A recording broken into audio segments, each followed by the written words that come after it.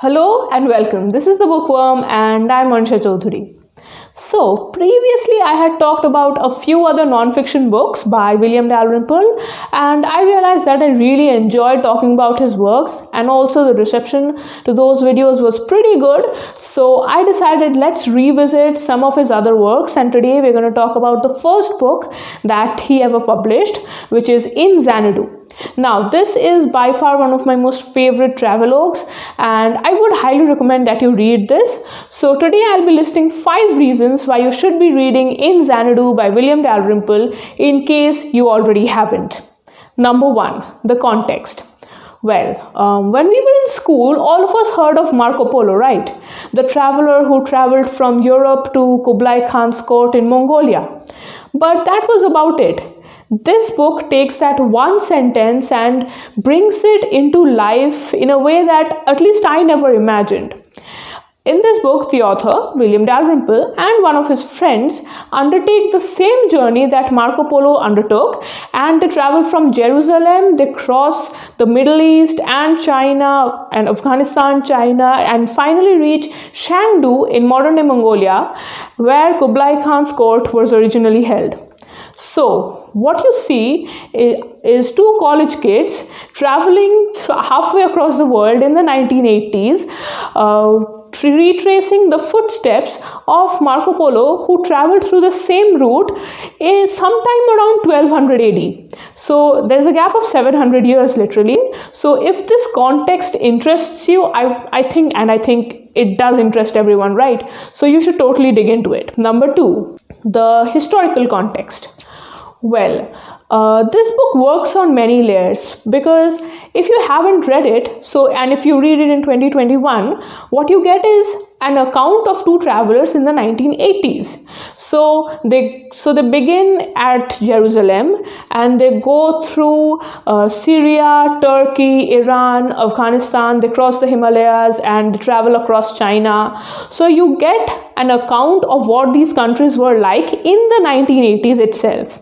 But also these are 2 history students, right? So there is a parallel historical commentary that keeps going on. So every country they visit, they tell you about the current structure or the current scenario of the country, which is in the 1980s, and they keep up a historical commentary of the monuments they visit, of the crusader castles that they see, or the Ottoman structures in Turkey, and so on and so forth. So you get to know about the past of that country and what it was like in the 1980s, sitting in 2021.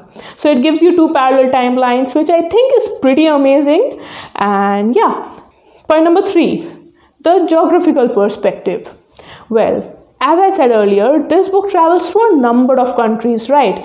Like it starts in Jerusalem and then it takes you through Syria, then it goes to Turkey, and then it takes you through Iran, which by the way in the middle 80s was a mess. Like it was going through a revolution of its own. It had just come out of the Iran-Iraq war, and before that there was the crisis with Reagan. So it's a really turbulent time for that country, and then it passes on to Afghanistan in the mid 80s, and then it crosses the Himalayas and then they travel through the entire width of China to go to Mongolia.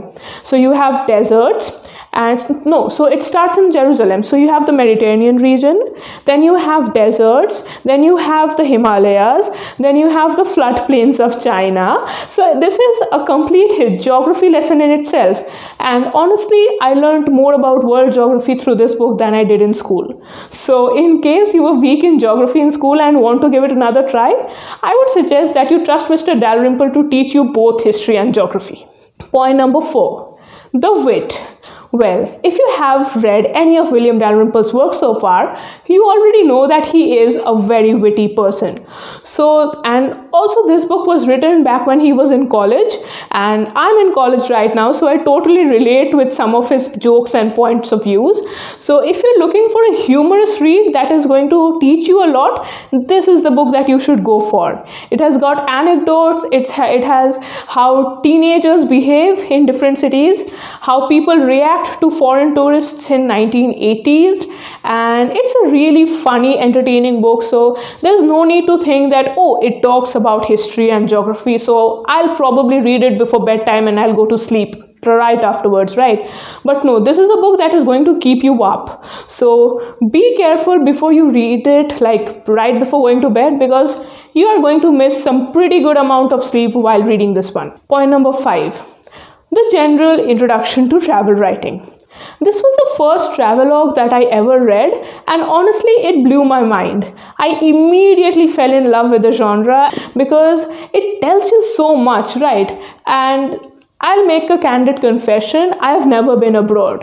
So for someone who's never been abroad, reading books like this is what makes me want to travel. It gives me the inspiration that while reading this book, I was making mental notes. Okay, so when I go to this country, these are the things that I want to do, or this is the stuff that I would like to see. So it kind of instills in you an idea about the world where you have never been, and it kind of also inspires you, which I guess is the point of travel writing, right?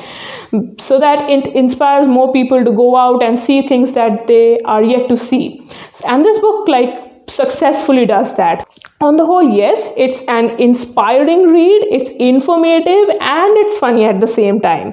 You don't get all of those things packed into one book very often, so I would highly recommend that you read this, because why not? It's teaching a lot of stuff, it's inspiring you, and in a funny way. So go ahead, give it a read, let me know how you feel, and also tell me in the comments what are the reviews or recommendations that you would like me to do. And if you like what I do, please like, share, and subscribe. This is a new channel, and yeah, that's about it. I'll be back with more videos, and until then, happy reading.